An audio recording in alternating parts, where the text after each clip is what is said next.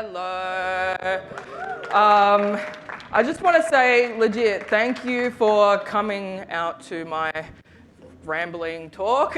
This late in the afternoon, I think I'm the last session of the day, and this is actually my first international talk. So, yeah, thank you for coming and hearing what I have to say so late in the day. So we'll kind of make this a bit fun, as it is so late. But my title of my talk is Building Tomorrow, Digital Art as a Cultural Force. So my name is Serwah Attafuah. I'm a digital artist, sort of multidisciplinary artist, musician, hacker, I don't know. There's like lots of sort of labels I can put myself under, but I come from Western Sydney, Darragland, in Australia, and I make cyber dreamscapes with heavenly wastelands that are populated by Afrofuturistic reflections of self or abstractions of self with contemporary cultural themes. Reality for me is not fixed, it's built. I grew up in sort of the internet age, I'm sure most of us did. Early 2000s, everything. Does anybody remember like that sort of Frutinger Aero sort of vibe? Like, I remember going to the library, my school library, and there was like this book called 2020. They couldn't have picked like a worse title, like in hindsight. Like this was like back in 2003 or something, but it was called 2020.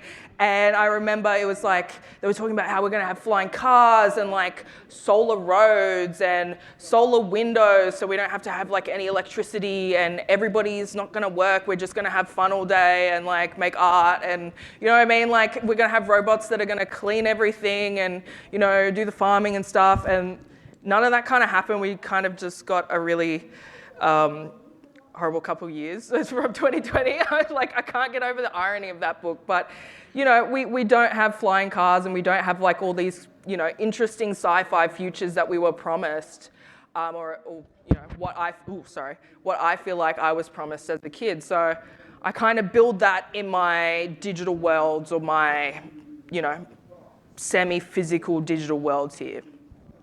So going back to my childhood or my roots, my father is, both my parents are artists, but not kind of like in a, you know, rich snobby kid. My parents are artists and I got like paid through college sort of way. They're very much like blue collar, you know, hardworking people that would make art or pursue their passions like in their spare time after their day jobs and on the weekends. And I really can't think of like a better household to grow up in. That really inspired me to, you know, kind of become the person I am now. My dad he's an Ashanti man from West Africa, Ghana. He kind of does really interesting stuff. Like he's a sculptor. He works with found metal or found parts of like cars, like that Jesus sort of sculpture there that pops up. That's made out of, like his chest is made out of a car engine that he dismantled. I don't know. I don't think it was anybody's car. He didn't steal anybody's car. He just like goes to the scrapyard or like finds stuff on the side of the road. And then he makes them into really fantastic, like industrial cyberpunk sort of artwork. And I don't even think the guy knows, like, it's so funny. He was actually in The Matrix, and The Matrix is my favorite movie. He would just like say yes to everything, and he was an extra, and he's like, yeah, I was in that movie with the special symbols, and they were green, and they were raining, and he's like, that was the movie, I was in it. He has no idea like that would go really well, I feel like, in the Zion caves. Anyway, but he also like was a storyteller. So we used to go to a lot of like festivals when I was younger, like camping. I'm trying to think of a good example that might translate, like Burning Man sort of thing, but not as big as Burning Man, a smaller sort of music festivals around Australia. And he would go and like tell stories about our culture or like different tales that we would have. Like there's a story about a spider called Ashanti, which we'll talk about a bit later. But yeah, I learned a lot about my culture through him, telling these stories when I was younger. And my mum, she is a really fantastic graphic designer. She's a fabric designer, she's a painter, she's a sculptor. She does sort of like a bit of everything. It's super cool, and she puts like, she's also a permaculture teacher and designer. She takes those like lessons she's learned, or those like, I don't even know what the word is, like ecological designs, and puts them into her graphic design works, or her, mandalas, or whatever she's working on, like makes really interesting sort of geometric patterns out of designs that are, permaculturally, I don't know the next word, but permaculture designs into something that's artistic. So yeah, that's where I kind of grew up. I've kind of lived a lot of different lives. As I said, I was a musician. I kind of think of myself as a multidisciplinary artist. And now, I think I kind of focus more on digital stuff. But I started out sort of, these worlds that I talked about, like that were kind of promised to us when I was younger, really kind of frustrated me. Like, growing up, these I was really like interested in sci-fi. As I said, Matrix is my favorite movie. I have, I think I'm up to 64 copies of the DVD of the Matrix. Doesn't matter which one, Matrix 1, Matrix Resurrections, Matrix Revolutions. I've got like 64 copies of the goddamn DVD. It's that, like, that movie is so important to me. It's so funny. But yeah, William Gibson, I used to just like absorb anything sort of sci-fi, cyberpunk. But yeah, I grew up in these digital worlds, and there was really no way for me to sort of express myself in these worlds that felt true to who I am.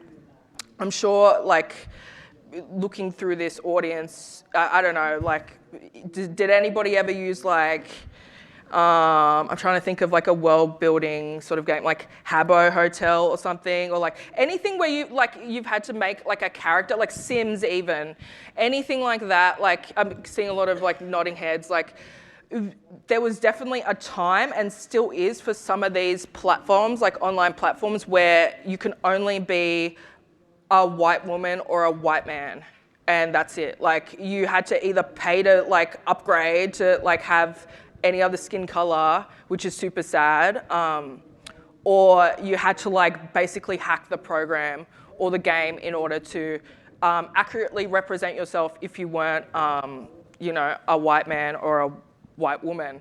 And that also goes for like intergender people or whatnot. Like, it just kind of, or even people that express themselves religiously, like if you wear hijab and stuff like that, there's no option for that without paying some exorbitant amount for something that's not a real physical object. It's like, why do we have to pay to express ourselves accurately? So yeah, that's kind of what got me into digital world building and digital art. Like, I was like, you know what, screw this stuff. Like, I'm not gonna pay goddamn mathletics. Did you ever play mathletics?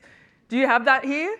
Mathletics? Like the maths game? And then, like, I remember my brother was like, because I didn't do maths, I was like, nah, look, I'm gonna paint and play on my guitar and pretend like I'm gonna, like, that's a good career. When I was like 12, I'm like, I'm not doing any maths, don't worry about me. But he's like, I gotta pay, or I gotta like get like above 98 to get my skin color. And I was like, dude, that is ridiculous. That's just so dumb. Sorry, that was a bit of a sidetrack. But yeah, I downloaded like a bunch of programs like Blender like 15 years ago. Totally different like layout to how it was now. And like, yeah, Daz 3D, just a bunch of anything that was free. And I just started making like myself in 3D. And that was really liberating to be able to actually make a digital version of myself that actually felt like me and wasn't just a white person with Serwah tacked on the bottom and me pretending like that was who I was. But yeah, I moved on to making music. I founded a band called Dispossess. I founded a band called Dispossess. We played death metal, black metal. We called it genre bending, actually. Or sometimes we just say our genre was angry. which kind of summed it up very well. But we were a band that really put focus on Indigenous rights, especially the rights of Indigenous Australians, because it's super important. Yeah, it was less of a band and more of a protest, a vehicle for protest, I would say. Like we would always, every single show was, we would have a yarn or we would talk about any issue that was sort of current at that time. Like when Dylan in the Northern Territory was found with that spit hood on, Black deaths in custody, things like that, we'd always manage to fundraise and actually divert funds from the band or the shows to those causes where people actually needed it. So that kind of really taught me about activism and sort of taking this initial seed that I kind of saw in these early digital worlds, not being able to see other Black people, other people of colour in these worlds, then starting to see actually how people are being treated on the streets and in my society when I'm getting to that sort of age of, I was in this band when I was 16, I think, and actually seeing that, actually talking to First Nations people, actually staying at the 10 Embassy and living with them and trying to understand, the place where I was living and how, how much they've been through due to the colony. But moving on, so now I kind of take all of that and I make art, I guess, in a bit more of a, not refined way, but I'm starting to sort of abstract all those things that I learnt when I was younger. My parents, my background.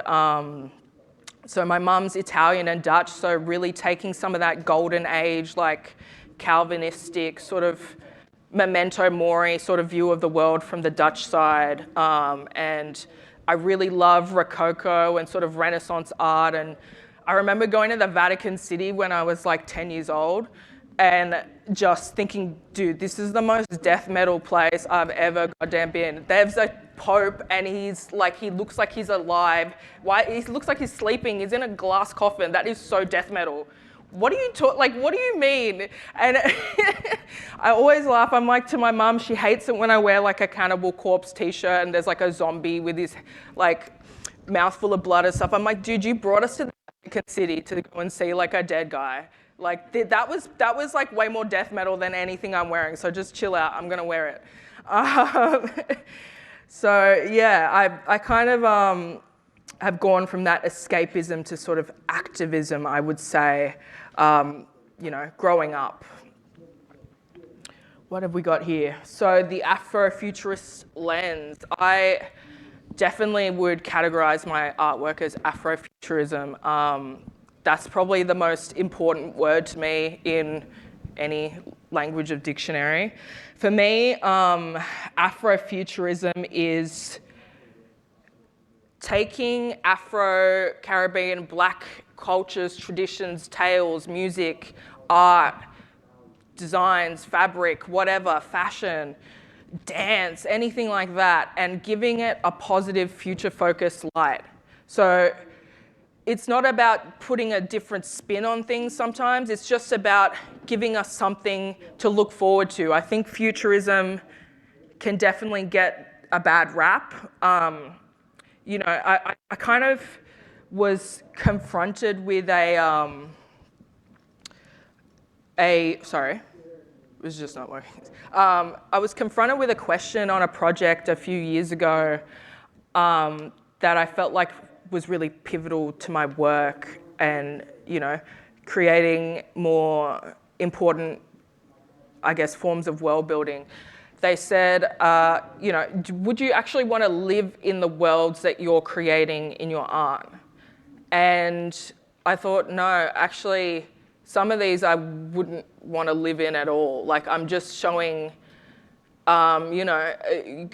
pretty much how we're probably going to be living if things don't change, but, I wouldn't want to actually live there.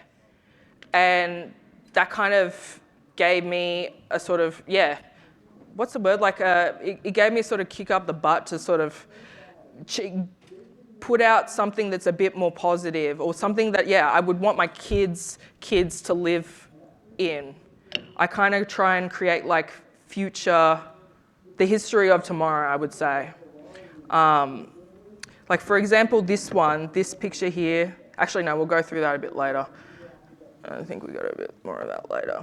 But yeah, my friend also said to me once, I was showing him how I sort of create my worlds in 3D, and he's a film director. He was pretty, so he's kind of like pen and paper or just behind a camera, which is friggin' awesome. I wish I could do that sort of stuff. And he said, man, you're really like a little god here. You're just like, you're literally making the sky and the sand and the sea like in 3D. And I was like, yeah, that kind of does make sense. It's like, man, you could really like build blueprints for realities that we don't have. So The Darkness Between the Stars was a project that I did last year. So I was commissioned by ACME, which is I can't even remember what it stands for. No, I'm not going to say it. I can't remember. It's basically a media museum. It's the coolest museum in Australia, I got to say that. But they display like digital artwork, media, film, the history of animation, history of games like TV. It's like the coolest museum I've ever seen. They've got like NFC chips where you can go and collect the work too. So it's more than just a physical museum. You can experience it online as well. But I randomly decided to enter their prize, which was the last ever ACME Mordant Prize.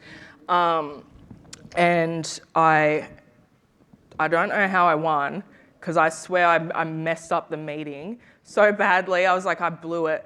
But I managed to win, and I was commissioned to make a series of artworks that were digital in form and had a moving image. This is the sort of pretext to that work. This one's actually called Between Two Worlds. And this is about Ghana, I would say. You kind of need to know a lot of history about Ghana, but I'll go through some of the top level themes. So do you guys know what e-waste is? I'm hoping so. Seeing a lot of heads going up and down. I was quite surprised when I hung this on the wall in the Museum of Contemporary Arts Australia that people didn't know what e-waste was. But basically it's when this iPad, when that TV, when those cameras, when any electronic goods go kaput, where does it end up? It's basically rubbish now. It doesn't go in the bin like it should be recycled, as there's like toxic chemicals in these things. But where I'm from in Ghana, there's a place called Agboshi. This is the biggest illegal e-waste dump in the entire world. So when you put your phones, your old Nokia phones or whatever in those bins, like those, we're going to recycle those sort of bins, usually they sort of go around a few places. They get like the gold out of it and the little bit of copper, and then they send all the rest of the toxic junk to Ghana on the beach, and people live in it, and it's super sad. I can't show you a picture of it here because I haven't been, and I don't have rights to show you those pictures, but I definitely recommend you look that up. It's the most horrifying thing. There's children and like animals living in this. This was their neighborhood, and now they just like live in burning batteries, and they have to like burn down, burn our old laptops and stuff just to get the little bit of metal out of it to make ends meet. But yeah, that's this sort of frame that's around this screen that I made was this whole image here. That was a 7-meter long artwork, so probably like the size of this whole thing, and it's covered in e-waste, gold e-waste that I dismantled myself. And yeah, I built this sort of like Baroque sort of frame. So really turning something that's ugly and kind of like hurting my people and the earth, mind you, and making it into something that's, I think is kind of pretty. And yeah, this was for the Biennale of Sydney for the 2024 edition, 10,000 Suns, which was, the theme was sort of like nuclear war, environmental, concerns like that, activism. So I thought this was kind of like the best chance to make something that I had always kind of had in the back of my mind, like e-waste. I think there was a picture like somewhere in the earlier slides, but me taking apart like a computer, or I think it was a VCR player. I actually used to work like right before I managed to convince people to pay me for my artwork. I used to, like, my last job was being an e-waste dismantler at a facility, and that was really fun, but I'm pretty sure that they were dumping all the stuff that they weren't making money off to places like Singapore, Ghana, and stuff like that, so I did leave. But yeah, really opened my eyes just being there how much kind of electronic waste is going into the bin. It really doesn't cross your mind until you've seen it in real life. But moving on to the actual image inside the frame, that is kind of my interpretation of today. Like this is like Afrofuturism, I'm kind of trying to say. Obviously right now there is no war in Ghana at this present stage, but in my sort of Afrofuturist version of the present, or what I like to call like 20 minutes into the future, it's not really quite a future, it's not really quite there. I stole that from Max Headroom, but that's a great show. But I love saying 20 minutes into the future. It's not really quite there yet, but it could be, but it's not. But it kind of feels like it might be in this alternate reality. There's like a war over the e-waste, and like the people of Ghana are actually so fed up now that they have like managed to kill off the people that are bringing that sort of stuff here in the cargo boats. Like, it's kind of blurry to see it there, but there's a little cargo boat in the background and it's sailing away. You've got like a sort of colonial style pirate ship that's tipped over, rather than how people have come here at this point, or like in the past, and they actually managed to enslave people. But yeah, it's kind of like a present war that doesn't exist, and it's actually a victorious war, I would say. So that's kind of like my interpretation of Afrofuturism and sort of the war on e-waste. This is part of my work for the Acme project. This is the darkness between the stars. A little bit earlier, I mentioned Anansi. So Anansi is he's sort of like a spider. He's a little spider dude. He's kind of a trickster sort of character in Ghana. And I grew up listening to stories about Anansi. That sort of image on the left is supposed to be my interpretation of Anansi. So he's a spider, he's a trickster. He kind of teaches kids like lessons on, I guess, how to be a good human through being a naughty spider, and then learning his lesson through interacting with other animals, like, okay, maybe you shouldn't be doing this. My interpretation of Anansi is sort of like a Sakawa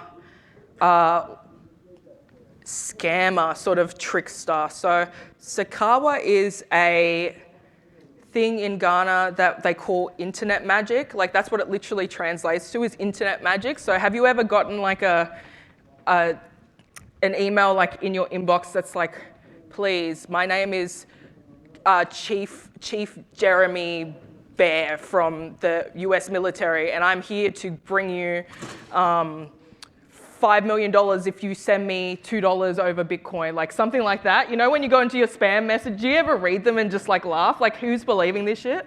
Like, Prince from Dubai is ready to give me $20 million type of thing. That's Sakawa. So in Ghana or Nigeria or whatever, like a 499 scam, I think, that's kind of what they're doing. They're doing sort of like magic. They've got, I'm serious, like dead serious, like a lot of the scammers will be in sort of like garb like this, thinking that they're doing tricks and magic. They'll have like skulls, they'll have chicken blood, they'll have piles of like fake money, they'll have pictures of people that they're trying to scam on Facebook, and they'll be doing witchcraft. And I find that really interesting. That's their sort of internet magic. So I kind of like translated that, like internet, web, Anansi, spider, trickster, and made Anansi. But each image of my series of the Acme sort of images is supposed to be a different character, like a portrait or an abstraction of that character. Some of them have dual meanings, like Joan of Arc and Serwah Attafuah is the one with these two people in front of it.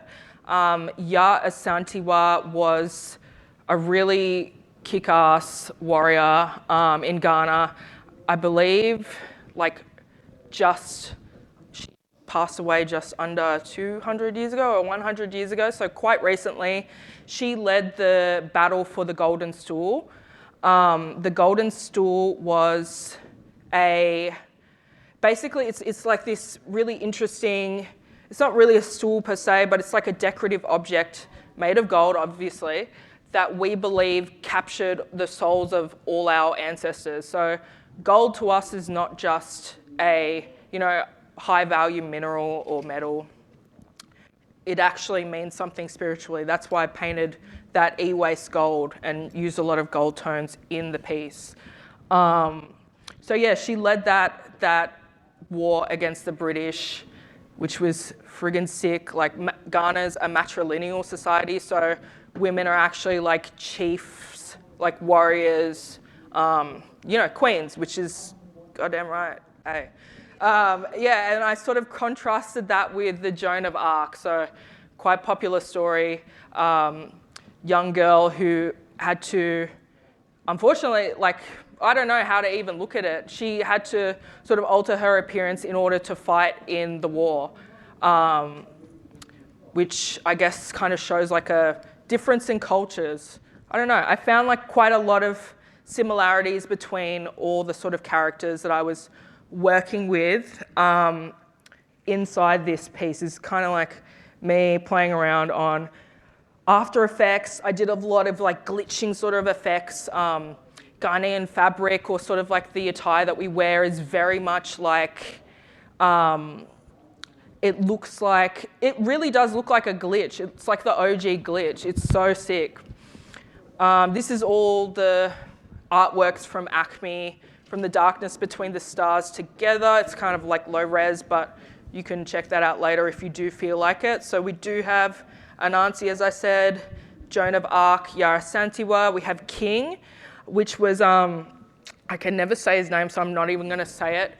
But he was a king that literally it's exactly the same as like the story of King Arthur. That's who I've contrasted it as. He put a sword inside the ground or inside a rock in Kumasi in Ghana, which is like another sort of capital city, and nobody's been able to get it out in 600 years. Like, it's been stuck there. It's insane. It's unbelievable. And obviously King Arthur with Excalibur, nobody could get the sword out of the rock or whatever. I don't know, did the rock have a name? I never really got that far into the story. Should we give the rock a name? I don't know. The rock of the Excalibur. We'll just call him the Rock, like that guy.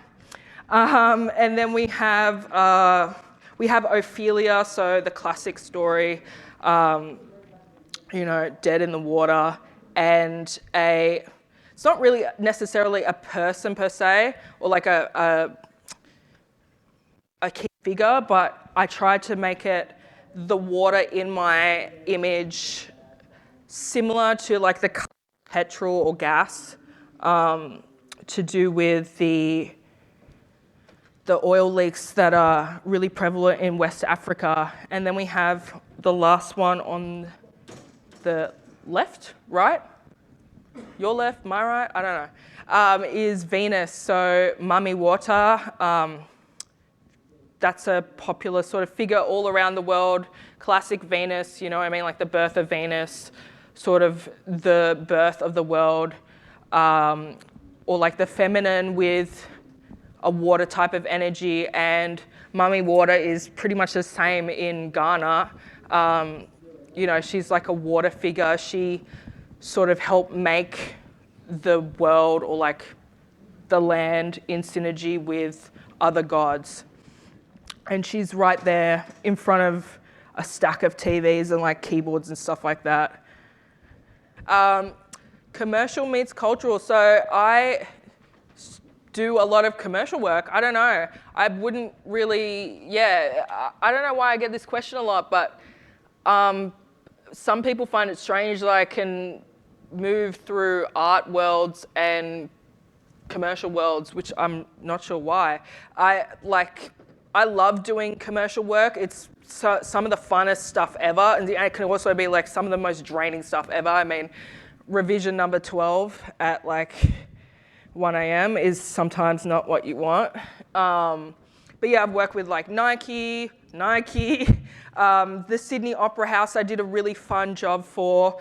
I've worked with Serwah Attafuah, who's a really sick artist, I think from LA, High Classified and Crumpler, Valentino. I've worked with a bunch of people, but I think kind of what I'm trying to say is I'll always sort of put my own spin on it, or my own sort of cultural voice. And I think that's why I'm able to work with so many different brands and sort of different, you know, musicians. I love to collaborate, I guess what I'm trying to say too.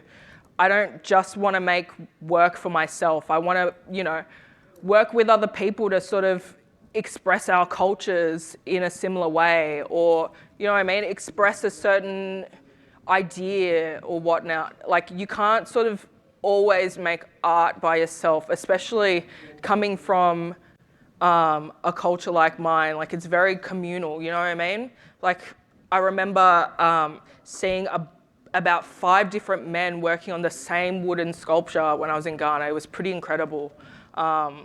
At that time, I was like, I could never let somebody touch my work, bro. Get away from me. Like, it's like when you too many cooks in the kitchen or whatever. Like, does anybody else like want everybody to get out of the damn kitchen when you're cooking? Back there, they don't do that. They're like literally pounding the same fufu together, like 2 different sticks. It's pretty incredible. So learning to work with others is definitely something that I think has been key to, you know, getting along with my art. A couple case studies. So this was a project that was for Gucci and in collaboration with the Powerhouse Museum of Sydney. The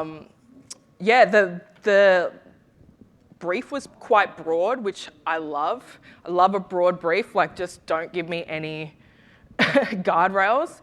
But it was to celebrate, I don't know how many years of Gucci, and they brought all the archives of like all the different bags. They made sets of like different trains, like sets that would tell a story about the perfume, like with different flowers and stuff like that. So it was really fun. And me and I think 5 or 6 other artists were tasked to make some artworks for them for the, I guess, the launch of that museum sort of collection. And I came up with this. I don't know. It's just like pretty fun to like make stuff for Gucci. One of the things that I really like looking back at their artworks, like the sort of disco theme with the afros and stuff like that, I thought was pretty funny. So I put it on a black girl, as it kind of should be. This is Sotheby's with Paris Hilton, which was really random. I think a couple people in this room may have been on the sort of same like project, I guess. But this was got to be the most random thing I've ever done. Paris Hilton like messaged me on Instagram and she was like, okay, you want to make an artwork? And then the next thing I did was I was like, on Google, I was like, okay, so when actually did Paris Hilton get hacked? And why would they find me on Instagram? But it turns out she wasn't hacked and she did want an artwork. And yeah, she was like, I just want something that really would empower women. That's like the only cue that you've got. And again, like as I said, I love an open brief, but sometimes it's hard to be like, okay, that's really open. How do I impress Paris Hilton with such a damn open brief? Like, I kind of need to win this. I know she likes pink, so I'll definitely put some of that in there. But like, apart from that, I don't know what to do. And then I was like, you know what? God damn it! Like, I know I've got a voice. You know, you've all got a voice, and you know exactly what you want to say. And you've all been saying it in your artwork or your designs or like honestly, whatever you're doing in your math, in your like spreadsheets, whatever you've been doing, like you know, or even if it's just in the back of your mind, like you know what you want to say. You just have to like, sometimes you just have to channel it through somebody else's brief. So like, of course I want to empower women. How am I going to do that? Within my own voice is kind of how I would say that. Or like going back to some of those Nike ones. I do love wearing Nikes, and they want to sort of show off a sneaker that feels really airy. How would I say that? Like, how would I wear that? How would I rock that? How would I put that into an artwork? I don't know. I'm just like not super worried about what other people will think in that way. Like, they obviously have come to you, or people want to hear from you, you know what I mean? They want to hear it, but with your voice, not with their voice. You know what I mean? You can always rephrase a question or rephrase a quote through your voice.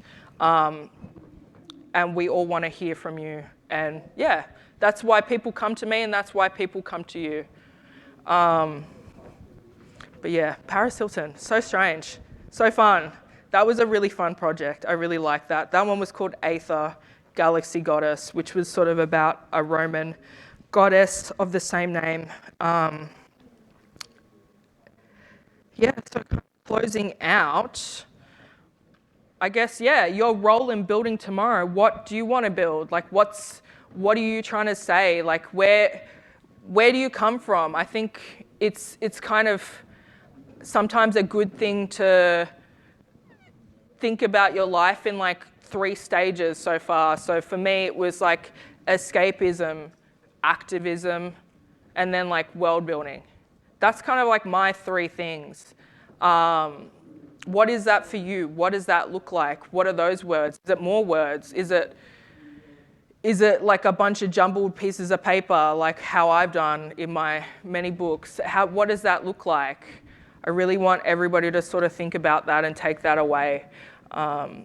This is some of the work. This is some of the building of the Acme piece. Yeah, this is the Acme piece. This was really hard to build. I won't lie. I worked with my father, which was super fun, and his crazy roommates, and my super amazing assistant Martin. I think my brother helped me out too. So all of Rottweiler. Yeah, but we spent like the Australian summer, this past summer, just gluing stuff down, just gassing ourselves out with liquid nails to make this happen. And yeah, thank you to Acme for commissioning this fabulous piece. I'm really glad that I got to save all that e-waste from landfill. But yeah, what are you trying to build? What worlds do you escape to? Who do you want to be? What's that character that you would create if you didn't have to pay to upgrade to the hairstyle that you want, or the clothes you want, or the skin color you want? What does that look like? Can you make that and keep that and like treasure that, like frame it in your mind? That's kind of like that. I think that's sort of like childlike wonder of world building or character creating is a really helpful thing to like sort of get back into what your voice is as a creative. And yeah, what futures are you willing to imagine into existence? What like, you know, theoretical victory do you want to see? For me, I want to see no e-waste in Ghana. I don't want to see people suffering. I don't want to see the world, you know, burning. I don't want to see scorched earth. I'm going to make artwork that counteracts that, you know what I mean? And in doing that digitally and physically, I'm able to sort of make a change with that by actually saving some e-waste from landfill. Yeah, I just thank you for coming out to my talk. I don't really know how to end this off in a super positive way. I just like really want everybody to sort of make a cool world. Like, yeah, frame that sort of character in your mind and take that and run with it. And yeah, build something with your voice. Yeah, shout out everybody legit for staying so late in the day and for hanging out and listening to me yap on. Oh my God, like, I'm so sorry. Thank you.